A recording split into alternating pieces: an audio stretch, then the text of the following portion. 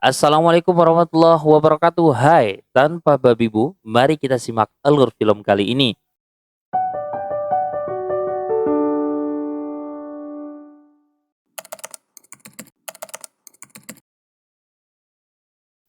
Kisah dimulai pada tahun 1945 di tanah Tiongkok yang sedang bergejolak. Hatao, seorang penerjemah militer Jepang, sedang merayakan sebuah pernikahan bersama istrinya Aiko dan keempat buah hati mereka. Di balik meja makan yang penuh dengan hidangan terselip rasa syukur sekaligus kecemasan di hati Hatao. Ia sadar di tengah kancah perang dunia, kedamaian adalah barang mewah yang bisa hilang dalam sekejap. Malam harinya firasat buruk Hatao semakin menguat. Ia mendesak Aiko untuk segera membawa anak-anak mereka pulang ke Jepang keesokan paginya demi menghindari ancaman invasi Uni Soviet. Meski Aiko bersikeras ingin tetap bersama, namun demi keselamatan anak-anak ia akhirnya luluh pada permohonan sang suami. Namun takdir bergerak lebih cepat dari rencana mereka. Malam itu juga gempuran pasukan Uni Soviet pun terpecah. Kota berubah menjadi neraka api. Dalam kepanikan luar biasa, sebuah reruntuhan bangunan menimpa tubuh Hatao. Dengan kondisi terluka parah dan terhimpit beton, Hatao memerintahkan Aiko untuk segera lari ke stasiun kereta.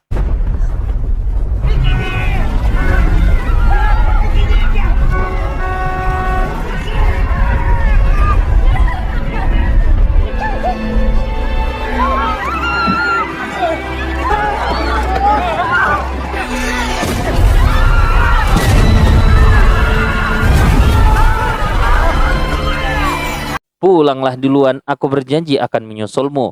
Teriaknya di tengah dentuman bom. Eiko pergi dengan derai air mata, memegang teguh janji suaminya. Sayangnya janji itu pun terhalang oleh jeruji besi. Hatao tertangkap dan dibuang ke kem tahanan Uni Soviet yang terpencil. Sebagai penerjemah, ia menjadi jembatan antara perintah kejam penjaga dan para tawanan yang malang. Hari-hari mereka dipenuhi dengan kerja paksa yang tak manusiawi, di mana sepotong roti keras menjadi satu-satunya harta yang harus dibagi rata demi menyambung nyawanya. Bulan berganti bulan, siksaan alam pun tiba. Di bawah suhu ekstrim yang mencapai minus 40 derajat Celcius, para tahanan dipaksa terus bekerja tanpa hentinya.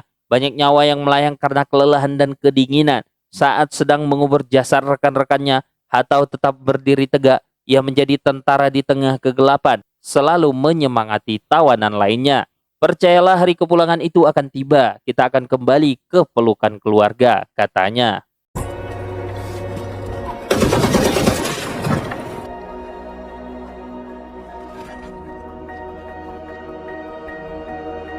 Suatu sore setelah lelah bekerja hingga tubuhnya nyaris ambruk, Hatao bergeletak memandang langit. Dengan suara parau ia menyanyikan lagu kenangan yang biasa ia dendangkan bersama anak istrinya. Lagu itu bukan sekedar melodi tapi doa agar ia tetap waras di tengah penderitaan. Tiba-tiba seorang rekannya Kenji berlari masuk dengan wajah yang berseri-seri. Ia membawa kabar yang mustahil. Pemerintah Jepang telah mencapai kesepakatan diplomatik. Kita bebas, besok kita akan pulang ke rumah, seru Kenji. Detik itu juga ruangan tahanan yang dingin seketika meledak dengan sorak-sorai kemenangan. Tangis haru pun pecah seolah beban bertahun-tahun di pundak mereka pun lurus seketika. Pagi itu kereta yang membawa impian para tawanan untuk pulang tiba-tiba terhenti. Tentara Soviet membaca daftar nama dan jantung Hatao seolah berhenti berdetak saat namanya dipanggil. Alih-alih melihat pelabuhan Jepang, ia justru dikirim ke neraka yang lebih dalam, Siberia. Di sanalah Hatao dituduh sebagai kriminal perang dan dijatuhi hukuman 25 tahun penjara tanpa pembelaan. Untuk pertama kalinya Hatao yang selalu optimis kehilangan cahayanya. Ia bahkan menyerah pada keadaan. Ia telah membayangkan pulang bersama keluarganya di pelukan anak istrinya. Tapi ternyata ia dihukum tanpa alasan.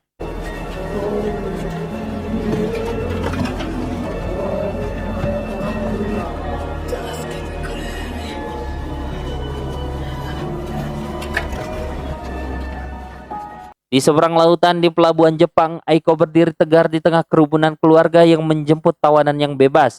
Putranya yang mulai putus asa berkata, "Ibu, berhentilah menunggu. Ayah mungkin sudah tiada." Namun dengan mata yang menyimpan keteguhan yang luar biasa, Aiko pun menjawab, "Tidak peduli berapa lamanya ibu akan tetap di sini sampai ayahmu pulang." 2 tahun berlalu dalam keputusasaan hingga seekor anjing hitam milik tawanan bernama Takeo muncul. Sebuah kalimat sederhana dari Takeo tentang indahnya langit sore itu menyentak kesadaran Hatao.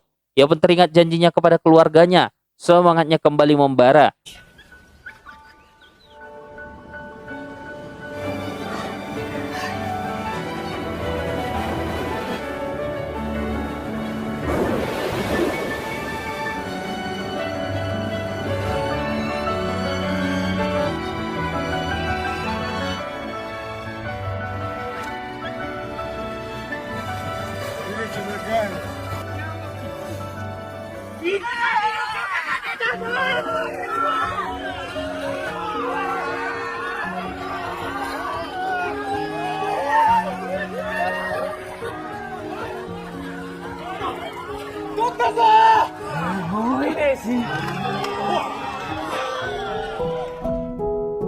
Ia bahkan mengajak rekan-rekannya termasuk pria murung bernama Tatsuo untuk bermain kasti. Tawa yang pecah di tengah lapangan salju itu pun menjadi pengingat bahwa mereka masih manusia, bukan sekedar angka di kem tahanan.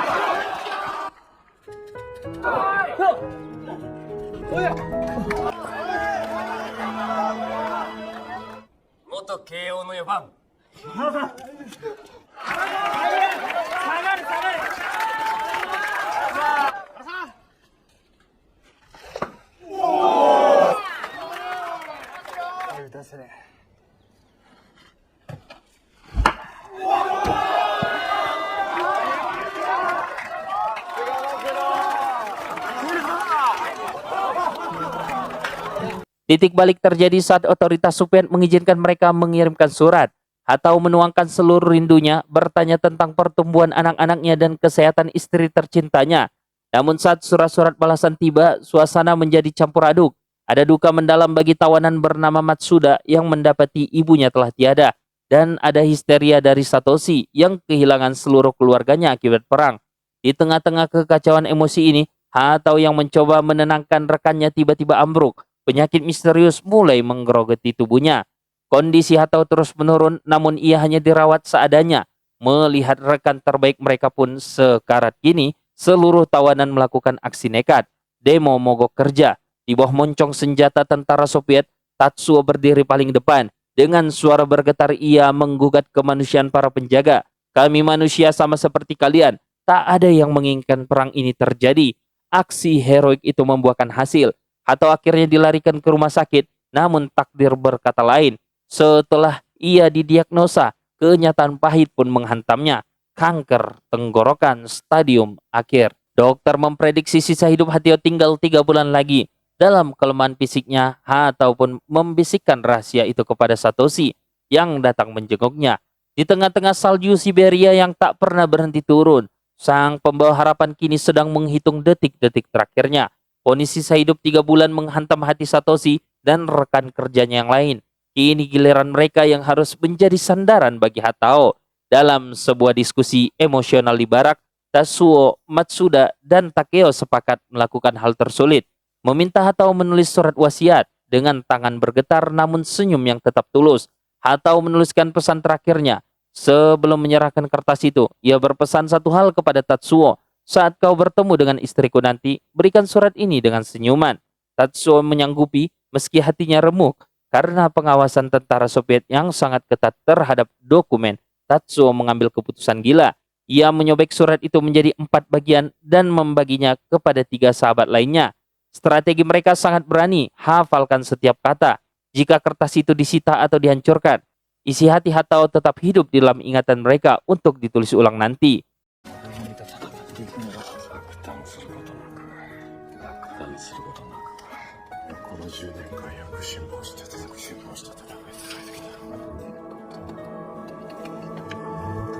Benar saja saat penggeledahan tentara Soviet merampas semua sobekan kertas itu. Namun para penjaga tidak tahu bahwa isi surat itu sudah terpatri di kepala para tawanan. Di saat yang sama dalam kesunyian klinik yang dingin atau mengembuskan napas terakhirnya, ia pergi dengan tenang, tangis pun pecah memenuhi seluruh rumah sakit. Ia pergi dengan tenang, membawa cinta yang tak sempat ia sampaikan langsung.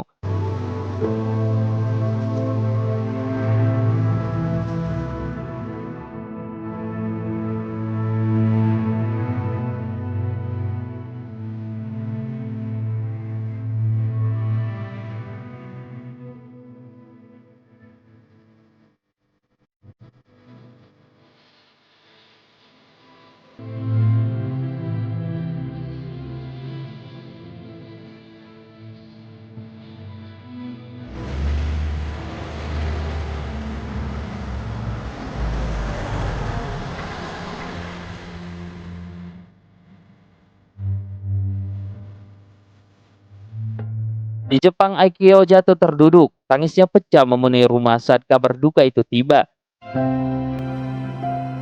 Janji suaminya pulang secara fisik memang patah, namun ternyata cintanya sedang dalam perjalanan. Setahun kemudian, keajaiban diplomatik pun akhirnya memulangkan seluruh tawanan sisa. Tatsuo, Matsuda, dan Takeo serta Satoshi kembali ke tanah air. Kuroda!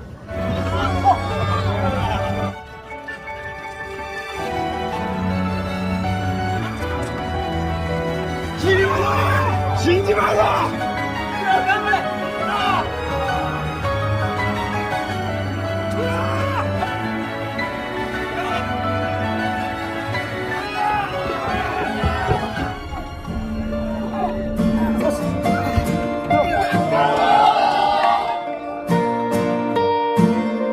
Tanpa membuang waktu, mereka mendatangi kediaman keluarga Hatao secara bergantian. Tatsuo datang pertama, membacakan pesan Hatao untuk seluruh keluarganya. Matsuda menyampaikan pesan penuh hormat Hatao untuk ibu mertuanya. Takeo datang membawa kata-kata penyemangat Hatao bagi anak-anaknya yang kini mulai tumbuh besar. Hingga akhirnya, giliran Satoshi yang berhadapan dengan Aiko. Dengan suara yang gemetar menahan tangis, ia memberikan surat terakhir khusus untuk sang istri tercinta. Lewat ingatan Satoshi, ataupun berbisik, "Maafkan aku telah menjadi suami pembohong karena tak bisa menepati janji untuk pulang. Takdir memisahkan kita, tapi tolong hiduplah dengan bahagia meski tanpa kehadiranku." Aiko pun memeluk surat itu dengan erat. Hatao tidak berbohong. Ia benar-benar pulang. Ia pulang melalui suara dan ingatan teman-temannya. Ia pulang sebagai pahlawan yang mengajarkan bahwa cinta sejati tidak bisa dibekukan oleh salju Siberia. Dan harapan tidak akan pernah mati selama ada hati yang tulus untuk menjaganya. Dan film pun berakhir. Film ini mengajarkan kita bahwa warisan terbesar seorang bukanlah harta, melainkan dampak positif yang telah ia tinggalkan di hati orang lain. Para sahabat Hatao membuktikan bahwa kesetiaan adalah bentuk tertinggi dari persahabatan. Hatao memang tidak bisa pulang secara fisik, namun ia berhasil hidup selamanya di dalam diri orang-orang yang ia selamatkan jiwanya. Sebuah akhir yang sangat menguras air mata, hingga Mimin yang membacanya pun hampir meneteskan air mata. Namun, kisah ini memberikan kedamaian. Bagaimanakah menurut kalian perjuangan para sahabat Hatao dalam menghafal surat tersebut? Coba komen di kolom komentar, dan terima kasih. See you. Wassalamualaikum.